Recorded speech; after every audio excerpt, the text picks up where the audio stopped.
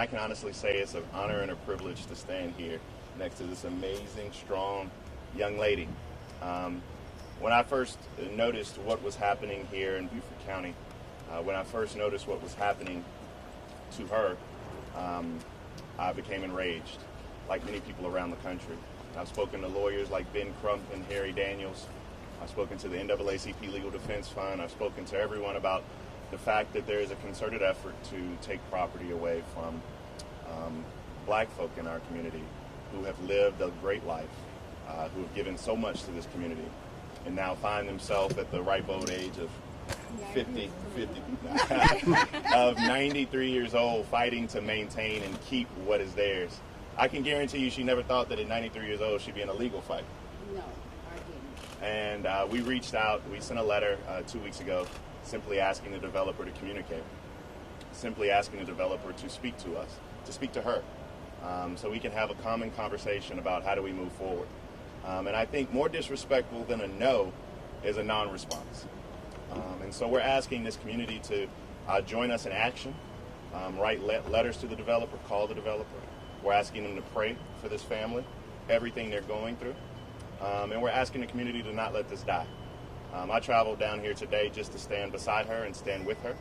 And I'm going to continue to do that, and we're asking the community to do that as well. I'm going to turn it over to her for a few. Is that? Well, thank you. I just want to thank Bakari and all the community and the people who have been supporting me. When I came into this situation, it was because of harassment from the construction companies. And what they did was serve me with improper papers, and which caused me to have to get an attorney that would cost a lot of money.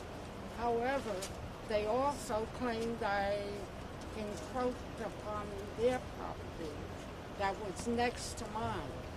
However, we found that my property was 22 feet away from their line.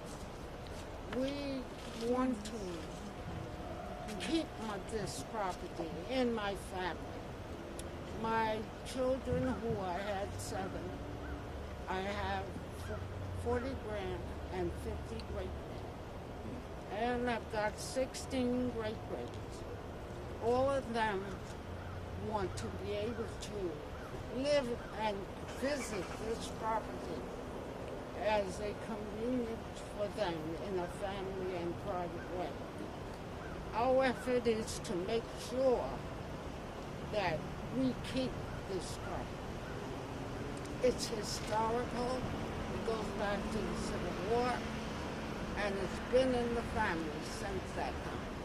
And we need to make sure that it is known that it is historical, and we want to keep our property within the family and not try to be harassed to sell it. So this is our fight, and this is what we are doing. Amen. This is just the beginning of the fight, and when we have conversations about systemic injustices and the fact that black folk are separated from their land, this is what we're talking about. This doesn't just affect one young lady, but this affects an entire family. It affects generations. This is not just a battle about somebody trying to take on a development company and say, don't build right here, don't build right now. This is about more than that. This is about our communities. This is about generational wealth that's very difficult to obtain. This is about land ownership. This is about heirs property, which we know we deal with a lot down here. And so she has great legal counsel. I told the family we'll raise as much money as they need to. We need help with that. We'll raise as much money, and we will fight as long as we can. This is not David and Goliath, because God has her. This is a more even fight than that. But they need to know that we are prepared to fight. And we are thankful for city officials. We're thankful for state elected officials. We're thankful for all of those people who have spoken out. Because at the end of the day, when you look at it, although this is about a black lady owning her property, this isn't really a black and white issue. This is about a right and wrong issue. And there are a lot of people in this community, a lot of white folk in this community who have stood up with her and said this is about what's doing what's right. And that's so important to understand. We're trying to keep this family's property in their name, but this is about people of like minds and good hearts coming out together and standing strong with the elders of our community. So with that, we'll take a couple of questions, and we're not going to be long. We know we're blocking up traffic and everything else. We're grateful for the city for allowing us to at least be right here. So we'll take a few questions from anybody who has them. I know she hasn't answered that many questions outside of a few news articles, so we wanted to make her available as well. Well, Bakari, I guess the first question would be about the deeds that they're claiming continue to put on her property, including her back porch at this point. They've built the road, they've done everything else. Why do they seem to want this, or are those deeds valid considering the heirs property issues? I think there are legal issues and then there are issues of humanity, right? I think that there is a way that you can work with this family. I think that as a developer, a multi-million-dollar developer, why do you need a 93-year-old's black back porch?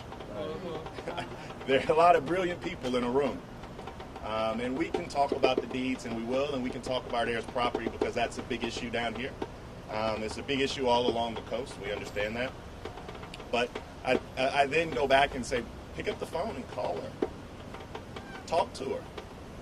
The audacity to serve a 93-year-old woman is just, I would curse, but she's here. I mean, it's just, it doesn't make sense to me. There's certain things in law that I don't want to do, and one of them is serve a 93-year-old woman. It's just not I don't think it helps you get into heaven. Go ahead. I was going to say, kind of give us a little bit of the context. When did this all start, and kind of what was the process behind that? The attorney, anyone can answer the I'll question. take that. Yeah, my name is Sharice Graves. I'm Josephine's granddaughter. You spell that Charise, Graves, Graves. This started last year. Unbeknownst to us, they just started tearing the trees down. You know, our house was shaking like it was an earthquake. They didn't even have the decency to let us know that this was happening. What it was that they served her with papers that said that there was an encroachment at first with a storage shed, a satellite dish, you know, just some crazy things, you know, and a back porch. But the thing about it is that to alleviate that problem on the lawsuit, we went ahead and paid for it to have it taken down with our own money, thousands of dollars, just let that pass. But it's still not. They're still sending her lawsuits and stuff. They just keep on harassing her, and it's really unfortunate. And it's not about her being a black woman or anything like that. This is human decency, you know. And I'm just really disappointed in the poor choices that this company is making with her. What would you have to say to the developers, whether Sharice or Bakari or Miss Wright, any of you? What would you want to say to the developers if they'd actually answer you right now? Well, actually, what I want them to do, just leave me alone. I didn't dream of having this, but the peace and the quiet and the comfort of knowing that I am in my own space. What is it that the developers are actually seeking? You know, what are they trying to? What's their end game? They have my property. They just want the property. We in the way. Yes. I mean, it's a classic story. Yeah. It's a classic story. You have a 93-year-old young lady who has been working her entire life to provide for her family her entire life, and you have this great, big, large development company. And look, nobody up here is against development per se. Nobody up here is anti-business. Right. I mean, we just want to keep what's ours, and we want to be able to pass that down. We're very big on generational wealth, or trying to accrue it. When you talk about poverty in our communities, it's because we don't have access to land, and when we do, people want to take it away. And there are a lot of people to pick on, right, I think. But pick on me. Don't pick on a 93-year-old woman who's lived her entire life doing nothing wrong. We'll take two more questions, because this human is all, get out of here. Now, part of this that I'd heard is that the developers in some of their court filings have suggested that the land was signed over to Miss Wright's name in error some 30-ish years ago.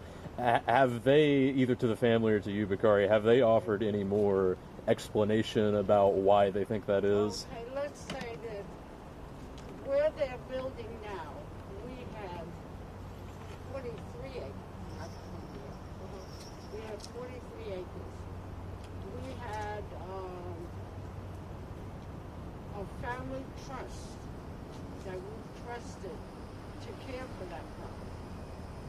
And what they said was they lost it intact.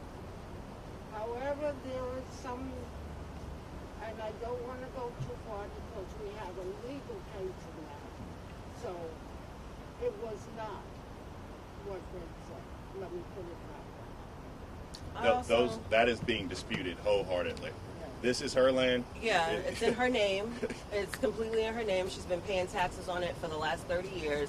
She had no problem with, nobody said anything about it being an error or it was a problem with this property until this developing company decided that they wanted to acquire her land. So now that's what the problem Not is. only that, we have additional property on Jonesville Road and in Jones Island. So we're trying to save that as well. We'll take one more question. I think you were. I was just going to ask, could you provide a little bit more detail about how long the property has been in the family and where it originated? 150 years. It was a land that was given to my grandfather, Samuel Wright, family and his legacy, and it was just passed on from generation to generation and never had a problem with this property. This property, it's more than that. As far as our family is concerned, it's like a sanctuary. You know, we come to grandma's house for holidays, you know, fellowship, anything, funerals, barbecues. You know, to try to take that away is taking it away from our entire family and all of her descendants. And I just think it's just in poor taste. So we'll sum up. I'm going to have the gentleman from the Penn Center come up and say the final words, but we'll sum up and simply say that we're asking for the community to stand with her, stand with this family, raise their voices, make phone calls, make sure your elected officials are aware. They're not the enemy in this. In fact, they've been quite helpful. So don't yell at them and bombard them with crazy messages, but I encourage them to stand with this young lady as well. Reach out to the company, though, and call and ask why they're doing this. This is about people of like minds and like hearts standing up for what's right. And we just want what's right in this situation, which is for this family, and not just while she's here. We want them to leave them alone forever and allow them to continue to live in peace. That is our ask. And so we'll turn it over and we'll say the final words, and we say thank you to everybody for coming out. Oh, can I just say one more thing? We do have a GoFundMe account, and it's Fighting Injustice on Hilton Head Island, if you wanted to look that up. Thank you. What are y'all raising money for on the GoFundMe? The legal cost. Not my cost. I'm here for free. I'm not her lawyer. I'm here just because I'm handsome.